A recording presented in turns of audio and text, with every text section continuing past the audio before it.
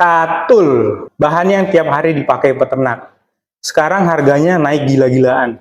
Pertanyaannya simpel, ada pengganti atau enggak?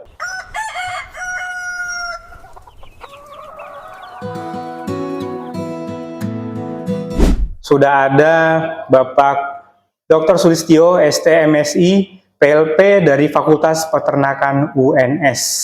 Kita bakal kupas habis mengenai katul ini. Baik Pak, selamat sore Pak. Selamat sore Pak Dr. Sulistyo.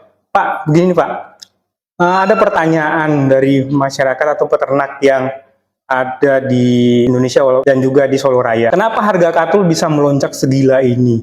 Apakah ada faktor musim atau mainan pasar, Pak? Oke, Mas Anton, terima kasih. Sebelumnya, pemirsa, perkenalkan nama saya Sulistyo. Saya PLP, Perawat Laboratorium Pendidikan di Lab Ilmu Nutrisi dan Makanan Ternak, begitu, dan juga sebagai seorang peternak. Saya punya peternakan owner Izah Farm, gitu, di Boyolali, gitu. Jadi saya praktisi peternakan di Lab Nutrisi di sini, gitu. Oke, terkait dengan pertanyaan Mas Anton, bagaimana terkait dengan harga katul ya, tenaga tersediaan dan faktor-faktornya begitu. Jadi kita ketahui bahwa katul atau yang biasa orang-orang masyarakat menyebutnya katul begitu adalah produk sampingan dari usaha penggilingan padi. Jadi dan kita tahu proses dari penggilingan padi atau gabah tadi sangat tergantung dengan bahan bakunya. Di Indonesia itu ada dua musim kemarau dan musim penghujan.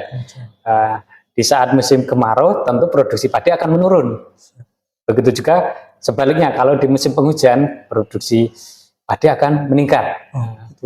Di situ akan berpengaruh terhadap produksi katul yang tersedia di penggilingan. Kalau di musim kemarau tentu para penggiling padi ini akan lebih sedikit produksi katul yang dihasilkan. Karena apa? Padi yang digiling jumlahnya juga menurun cukup sedikit. Nah, karena kebanyakan kan kita tahu petani tak ada hujan yang produksi padinya itu tergantung dengan air hujan. Dan berbeda di musim penghujan, nanti produksi padi akan meningkat, melimpah Pak ya. Produksi padi melimpah sehingga proses penggilingan padi akan banyak juga melimpah. Begitu, disitulah hukum ekonomi terjadi. Dikala produksinya melimpah, maka harga akan bisa turun. Berbeda kalau di musim kemarau. Di musim kemarau itu harga akan melambung. Karena apa? Karena produksinya menurun, bahan bakunya berkurang. Nah, sehingga harga katul tidak stabil. Itu baru terkait di harga, belum nanti di kualitasnya. Begitu Mas Anton, kira-kira. Buat peternak, khususnya peternak ayam layer, pasti mempunyai efek nih Pak. Efeknya segede apa sih? Bisa bikin rugi sampai nggak balik modal nggak sih Pak? Oke, terkait dengan ayam layer. Jadi di alam ayam layer itu kan, ayam petelur itu kan konsumsi pakannya perlu tambahan katul, perlu tambahan katul. Nah, dikala katul sebagai bahan campuran utama dalam pembuatan ransumnya, jika ketersediaannya itu tidak menentu, karena tadi dipengaruhi oleh produksi padi, proses penggilingan begitu. Jika ketersediaannya tidak menentu, tentu akan berpengaruh terhadap produktivitas dari ayam layer tadi. Apakah kualitas produksi telurnya akan menurun dan sebagainya. Ini tentu akan juga dipengaruhi oleh nutrien yang ada, ketersediaan nutrien yang ada di katul itu sendiri. Nah, kadang kalau produksinya banyak melimpah, katulnya produksinya bagus, kualitasnya bagus, harga jualnya juga bagus. Tapi dikala tadi produksinya sedikit, permintaan banyak, maka ini kadang akan yang terjadi kecurangan. Kenapa? Ya kan kadang ada yang sekam. Sekam itu digiling dicampur dalam katul. Dicampur dengan katul sehingga jumlahnya akan sama, tetapi nutrisinya sangat menurun. Dan kalau sekam dicampurkan di katul terus diberikan ke ayam, maka akan produksi telur akan turun. Karena apa? Nutrisinya rendah. Tadi sekam itu seratnya tinggi, proteinnya menurun dan sebagainya. Nah, ini yang perlu diwaspadai. Maka dalam membuat pakan itu pentingnya kandungan nutrisi ini stabil biar produksi itu juga stabil. Begitu Mas Anton. Siap, baik Pak. Berarti dalam artian kualitas ya Pak ya? Ya, kualitas. Katulnya, karena kalau produksinya menurun banyak campurannya, jadi mikronutriennya tidak terserap dengan baik di ternaknya, seperti Pak ya. Pertanyaan berikutnya Pak ini, katul ini posisinya vital banget atau cuma salah satu bahan tambahan aja ya Pak ya? Kalau dalam bahasa gampangnya itu katul itu kayak karbohidrat atau energinya buat ayam atau gimana Pak? Ya, jadi katul ini juga apa ya? Salah satu sumber bahan pakan yang cukup penting dalam penyusunan ransum pakan unggas begitu. Karena di situ katul itu mengandung energi yang bagus, protein sebagai sumber protein yang tinggi juga ya, terus sumber serat dan juga ada mikronutrien-nutrien lain yang dibutuhkan yang nanti mudah diserap oleh ayam, ada vitamin, mineral dan sebagainya. Yang ini tentu sangat diperlukan. Bahkan terkait dengan produktivitas ayam layar itu sendiri. Jadi biasanya katul itu bisa dipergunakan dalam campuran ransum itu bisa sampai 15% dari total ransum. Dan nilai angka 15% itu cukup besar. Bahkan kalau katulnya nutriennya cukup bagus bisa lebih juga. Jadi ada, dan ini tentu akan disesuaikan dengan harga nutrien yang akan diinginkan dan juga nanti harga akhir formula dan nutrien yang dihasilkan dari campuran itu Mas. Baik. Untuk kelemahannya itu kan tadi banyak kelebihannya itu Pak. Banyak potensi-potensi yang didapatkan dari katul. Katul ini punya kelemahan juga nggak sih Pak? Misalnya kualitasnya bisa berbeda-beda tiap musim. Tadi kan Pak Sulis menyebutkan bahwa ada musim ya Pak, ya, musim kemarau dan musim penghujan. Apakah ini berpengaruh terhadap kualitas bekatul itu Pak? Jadi kebetulan saya itu menguji di lab nutrisi sejak 2004. Saya biasa menguji terkait dengan nutrisi bahan-bahan pakan. Jadi terkait dengan proksimannya, proteinnya, lemak, abu, serat dan sebagainya. Di situ saya mengamati, jadi katul ini akan selalu berubah-ubah, berbeda tiap musim dan berbeda dari asalnya.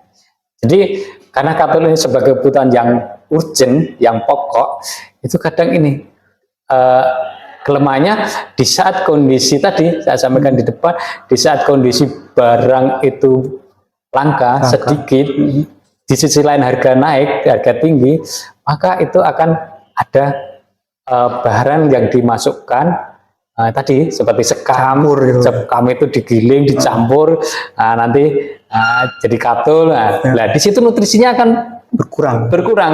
Proteinnya rendah tapi seratnya tinggi sehingga nilai kecernaan ke ayam akan berkurang sehingga produksi telurnya akan menurun. Nah, ini salah satu kelemahannya juga. Maka bagaimana ini kalau kita membuat pakan itu bagaimana ketersediaan bahan baku ini stabil harga, stabil nutrisinya, sehingga ransum yang dihasilkan dalam proses pembuatan ransum tadi tidak mengalami perubahan, tidak mengalami perubahan menurun, sehingga nanti berpengaruh terhadap produksi di ternak itu sendiri ya. Di ayam produksi telurnya tidak akan menurun karena nutrisinya tidak menurun begitu. Karena kalau nutrisi menurun, tentu produksi akan menurun. Begitu juga kalau nutrisinya ditingkatkan, produksi bisa meningkat, tetapi juga harus diperhitungkan terkait dengan cost yang dibutuhkan gitu. Biasanya kan sampai hitungan di sana gitu. Oke Pak. Kalau harga katul bikin pusing kayak gini Pak, apakah ada bahan-bahan lain yang bisa dipakai Pak ya untuk pengganti dari bekatul ini? mungkin contohnya dedak gandum, mungkin bungkil sawit. Apakah itu secara nutrisi bisa menutup kekurangan dari katul itu nggak Pak ya? Kalau dedak gandum itu bisa saja dipakai untuk mengganti katul. Cuma kelemahannya dedak gandum ini harganya biasanya cukup tinggi. Lebih tinggi Pak ya? Cukup tinggi. Nah, cukup tinggi sehingga ya kalau orang bikin pakan itu kan dihitung protein, nutrisinya, dan juga harganya gitu. HPP-nya. Itu kalau gandum boleh, tetapi harganya cukup tinggi dedak gandum. Tetapi kalau bungkil sawit itu proteinnya tinggi, tetapi juga seratnya tinggi, sehingga kecernaannya rendah. Kalau diberikan ke unggas nanti ke ayam itu terkait dengan produktivitasnya juga akan rendah begitu. Jadi begitu. Sehingga ya kita harus cari bahan yang sepadan dalam hal nutrien, sepadan dalam harga. Saya sempat juga dengar ada formula siap pakai Pak, semacam campuran serat dan energi. Katanya ini bisa lebih stabil ketimbang katul mentah. Apakah itu benar Pak? Oh ya. Ini ada campuran, ada bahan pengganti yang relatif stabil nutriennya dan tentu relatif stabil harganya. Dan ini saya kira bisa sebagai substitusi pengganti bekatul begitu ya. Ada apa itu campuran bahan baku yang dikombinasikan, nanti nutriennya setara dengan bekatul, yaitu yang bernama Fibomik. Nah, Fibomik ini bisa diformulasikan khusus, bisa untuk mengganti atau substitusi dari keberadaan bahan baku bekatul tadi. Gitu. Ya. Kalau Fibomik tadi itu dikasih ke ayam sebagai bahan pengganti, produksinya bisa tetap oke nggak Pak ya? Telurnya sama besar dan pertumbuhannya sama cepat begitu Pak. Kalau diganti dari bekatul ke Fibomik ini Pak. Jadi kalau secara nutrisinya sama, jadi nutrisi sama, kecernaan sama, saya kira nanti tidak ada masalah. Jadi bisa sebagai substitusi pengganti. Dan produktivitasnya juga terkait dengan pertumbuhannya itu mungkin akan sama cepat jika nutrisen itu sama. Begitu juga Fibomik yang memiliki kemiripan, kesamaan nutrien dengan bekatul, tentu ini juga akan bisa menggantikan begitu. Kalau produk campuran industri, contoh kayak Fibomik tadi, klaimnya itu nutrisinya udah diracik biar stabil Pak. Itu beneran bisa nutup kekurangan dari nutrisi katul itu Pak? Jadi kalau kita ketahui, katul itu memiliki nilai kalorinya 2700. Nah, nilai kalorinya, sedangkan Fibomiknya 2750. Jadi ini kan ada kesamaan, kedekatan gitu. Jadi saya kira bisa mengganti. Di samping itu juga katul murni itu, ini katul murni 11-12% proteinnya. Ini katul yang cukup bagus, cukup bagus sekali dan tentu harganya mahal ini. Karena saya biasa kalau katul di atas 10% itu lumayan harganya dan bagus gitu. Gitu. Sedangkan Fibomik proteinnya 14, nah ini kan jauh lebih tinggi. Sedangkan pakan itu biasanya ada parameter harga itu dilihat dari proteinnya. Nah, ini kalau Fibomik bisa 14, sedangkan katul tadi 12 sampai 11 sampai 12 atau 10 sampai 12 itu tentu lebih bagus. Nah, tentang dilihat dulu harganya. Kalau harga sama, saya biasa boleh pakai yang Fibomik begitu. Terus lemak dari katul, lemaknya dari katul 6 sampai 7%, sedangkan di Fibomik 4%. Jadi ini lebih rendah, jadi lebih bagus. Dan nanti terkait dengan umur simpannya, umur simpan ransum itu juga lemaknya rendah, maka umur simpannya juga lebih panjang. Karena apa? Tidak mudah tengik gitu, jadi lebih bagus gitu. Terus serat Fibomik itu 4%, sedangkan katul itu 6-7%. Jadi kalau Fibomik lebih bagus 4%. Kenapa? Seratnya lebih rendah, sehingga lebih mudah dicerna. Beda dengan katul yang 6-7% begitu. Jadi kita dari perbandingan ini, katul murni dengan Fibomik, kemudian dipakai untuk formulasi pakan, kalau diformulasikan menjadi konsentrat dengan jagung dan sebagainya, tentu akan lebih menguntungkan pakai Fibomik. Nah, kita lihat dengan harga dan nutrien tadi dibandingkan begitu. Dan juga yang penting itu kestabilan ketersediaan bahan baku tadi. Kalau bahan baku itu ketersediaannya tidak stabil, fluktuatif, terus nutrisinya juga berubah-ubah, nanti akan berpengaruh terkait produksi dari Telur. ternak itu sendiri. Produksi dari telur dari ayam itu bisa berpengaruh. Nah, jadi kalau pengen produksinya stabil, tentu harus diperhatikan Nutrisinya stabil, nilai nutrisinya stabil dan ketersediaan bahan baku pakan itu juga Stabil. continue gitu. Continue, Pak. Jadi ini pentingnya kita memahami, oh kenapa harus pakai bahan baku pengganti, bagaimana terkait harga dan bagaimana terkait ketersediaan bahan baku itu, gitu kan. Kalau peternak ini Pak, mau coba ganti dari Katul ke Vibomix, langkah yang paling aman yang pertama kali dilakukan apa itu Pak? Bertahapkah atau bisa langsung switch gitu Pak? Langsung diganti 100% dari Bekatul langsung ke Vibomix gitu Pak? Jadi, karena ini kan kita mau melakukan substitusi penggantian, maka biar produksinya itu tidak langsung drop, langkah baiknya bisa dilakukan secara bertahap. Bisa sepertiga dulu diganti Bekatul, sepertiga Bekatul diganti Vibomix. Nah, nanti setelah itu dilihat, oh produksinya stabil, kemudian dinaikkan 2/3-nya diganti Vibomix, produksinya aman, stabil. Nah, kemudian bisa 100%. Ini juga terkait dengan apa? Produktivitas dan juga palatabilitas, kesukaan. Jadi kalau tiba-tiba diganti, khawatirnya nanti cita rasanya agak berubah, ada proses berubah mendadak, itu kesukaannya, nafsu makannya menurun, produksinya akan menurun begitu. Tapi kalau secara bertahap, ada penyesuaian, ada proses-proses adaptasi, saya kira nanti tidak akan terlalu apa ya, jeglek gitu, terlalu jomblang begitu diganti langsung hilang, kaget tuh, kaget lah gitu. Namun juga bisa begitu ganti pakan baru sebenarnya nutrisinya terpenuhi baik, tetapi karena cita rasanya mungkin tidak terbiasa, familiar, akhirnya tidak mau makan, sehingga produksinya akan turun. Mogok makan gitu Pak. Gitu.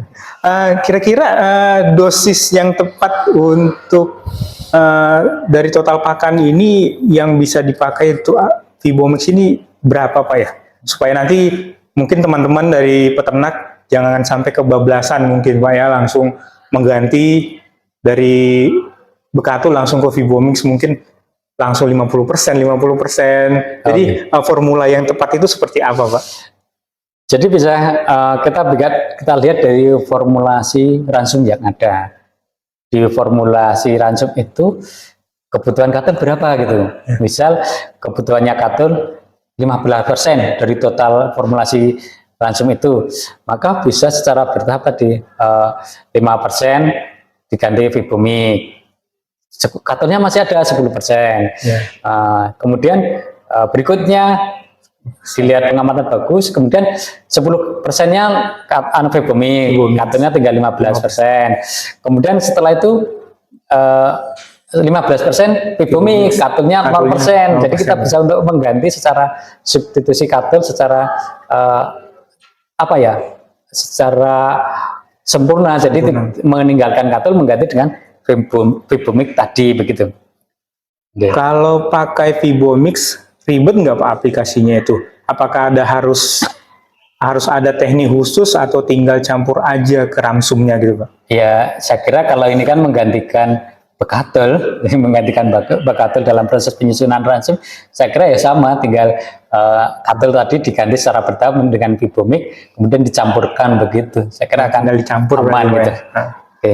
Baik Pak Sulis, terima kasih. Ini pertanyaan berikutnya nih Pak, mungkin ini tantangan dan strategi ke depan buat para peternak ini Pak.